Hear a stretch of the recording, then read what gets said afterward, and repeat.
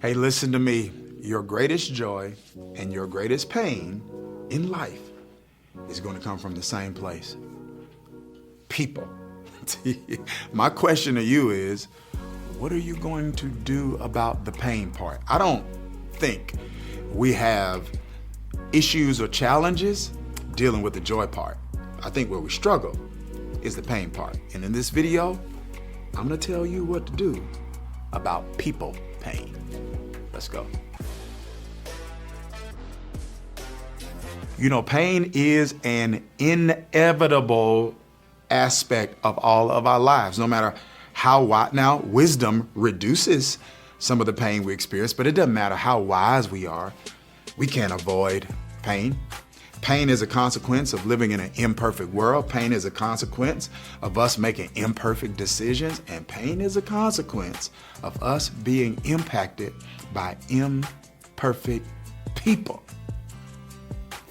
And the question is, when you deal with people pain, what do you do about it?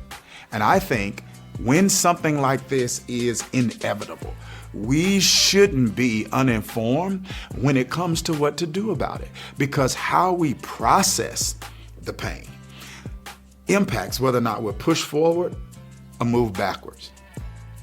And one of the things I want to do, first of all, is make sure we're clear on the types of people pain. So 5 types of people pain I want to share with you. One, there's people pain that comes from unappreciation. Have you ever felt that?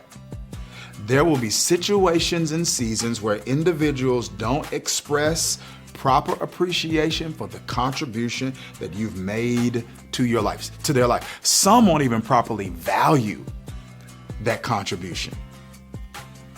This is one of the things I often share with parents. Like, as a parent, when you're a parent, you must be willing to play the long game. That means that you must be willing to make investments and make contributions to your children when they're in a season of life where they don't even recognize how valuable that contribution is. I often say stuff like this, that the older I get, the greater appreciation I have for my father. Like, the more I become a man, the more I see how blessed I was to have a man like him in my life. And so there's some people pain that can come from unappreciation. You can be in a relationship with someone, a romantic relationship, and they don't understand, they don't recognize the rarity of what they possess in a relationship with you. I don't think that's narcissistic. That's not egotistical. I think to steward anything properly, you got to be able to recognize distinction. So, and I don't think that's just common sense to me. It's common sense. So if I'm gonna steward something well, I got to be able to recognize this is not easily replaceable, or this is expensive to replace, or this is irreplaceable. And I'm not saying one person is better than another. And I'm not saying different people are different in their value in the eyes of God. But just because all of us are equally valuable in the eyes of God doesn't mean everybody adds equal value to you. And there are some times when you're adding unique value to people and they don't see it, or they don't value the contribution that you're making. So you've got unappreciation. Then you've got amnesia. That's a different kind of people pain. That's when you were making a contribution to people, you were adding value to a person, either adding value through who you were or what you were doing, or both. And they recognized and seemingly appreciated and honored that for a season. Then you got to another season in life where they forgot. It is painful. That's kind of what Joseph dealt with a little bit in prison when he was interpreting some of his prison mates' dreams in prison, and one ended up getting out. And instead of initially remembering the contribution that Joseph had made to him in prison, he forgot. And I'm sure Joseph was hurt, discouraged, disappointed. Because sometimes people get amnesia. Then there's a third type, and that is entitlement. This is where people aren't necessarily unappreciative of your contribution. They just feel entitled to it. They just feel like you should do it for me. You have to do it for me. And you owe this to me. And when you get a revelation of someone's entitlement, that can be a source of pain for you, because people sometimes don't realize and recognize that you don't have to do what you did. Listen, when you get better spiritually, everything get better. Spiritual life is not the only important part of your life. It is the most important part of your life because it affects every other part that's important. But you don't get stronger spiritually accidentally. It takes intentionality. You need to get fed, and you got to learn how to understand, how to interpret, how to apply, and how to explain the Bible. The Bible's the blueprint to your best life. And I'm going to tell you, Sunday's not enough to give you the tools that you need to get better with the Bible. I want you to join me in my community called Bible U, where I help you take your understanding, your application, and your explanation of the Bible to another level. Here's the fourth type of people pain, and that is betrayal. This is when someone's ethical deficiencies or emotional immaturity causes them to behave in ways that cause relational or emotional or financial harm to you. It's when your trust is broken. It's when they are not reciprocating the kind of positive and transformational value that you're adding to their life. And here's the thing about betrayal. Your goodness never makes you immune to betrayal. Jesus was perfect and still got betrayed. Perfect meaning he managed every relationship perfectly. I want you to think about that.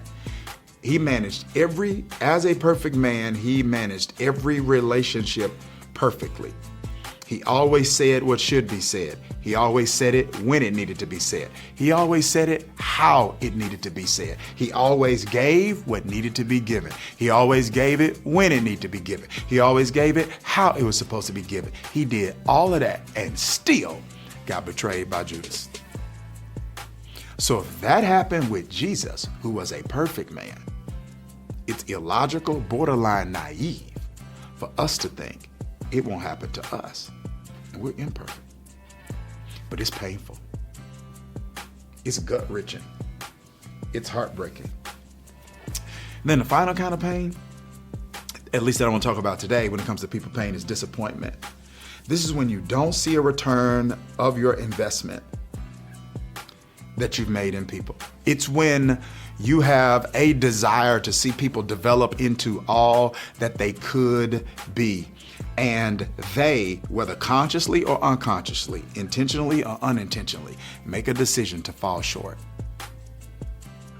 Or it's when you're operating with some expectations that you have of people. And maybe those expectations are reasonable. I'm not talking about unreasonable expectations, reasonable expectations, like what the Bible would call reasonable service. And those people don't meet those expectations. And those failed expectations create disappointment. See, you may not be dealing with one type of people pain now, but if as you matriculate and migrate throughout life, you're going to go through different seasons where you're going to get different pain. You're going to deal with different types of pain from different people, or maybe different types of pain from some of the same people. The question is, what are you going to do about it? And here's an axiom I want to throw out to you. If you fail to plan, you plan to fail. Darius, what does planning have to do about pain? Everything. You need a pain plan. Darius, what's that? That is you making a decision regarding how you're going to handle pain before you're in it. That's you making a decision regarding what you're going to do in your time of weakness when you're strong. See, you have to make decisions that protect yourself from yourself. And you got to make those decisions in your time of strength so that you protect yourself from yourself in your time of weaknesses. Because when you're in pain, that's not often the time you're optimal mentally.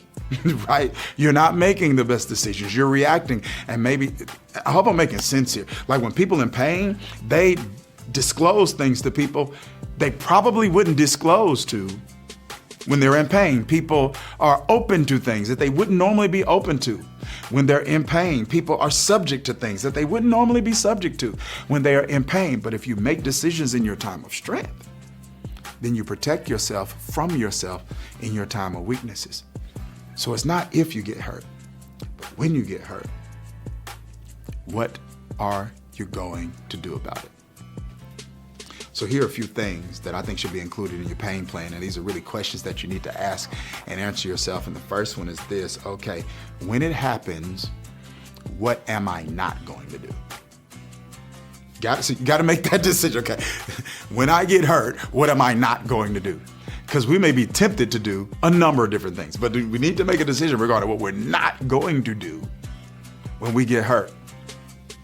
I'm not going to do anything that's self-destructive. I'm not going to do anything that jeopardizes my witness. I'm not going to do anything that hurts me in an attempt to hurt them. So what am I not going to do? 2, what am I going to do? Meaning, what am I going to do to help alleviate this pain? Right? Who am I going to run to? I'm going to run to the scriptures. I'm going to run to God. I'm going to run to trusted friends. I'm going to run to therapy. What am I going to do so that I'm not wondering what to do and trying to figure out what to do in the midst of pain? And here's the third component. What am I going to say? Like, what is the story that I'm going to tell myself? Because how you frame it determines how you fight it, and how you fight it determines if you actually fix it. So this is where reframing becomes important. And I love this because this is really what confessions, like biblical confession, is all about. It's not just a reframe, but when you're confessing, you're reframing. You're looking at your situation and you are making a decision to put another frame around it. And you're framing it around the word and the goodness of God. So a reframe is based on Romans 8:28, all things work together for good. A reframe is, this happened for me. This didn't just happen to me. It happened for me, right? Because what you say to yourself is how you frame it. How you frame it determines how you fight it. And how you fight it determines how you fix it. I say this sitting from the seat, not just of a pastor, but of a coach, a person who in ministry and in marketplace is dedicated to throwing his life into serving God by serving people. And this is what I've seen.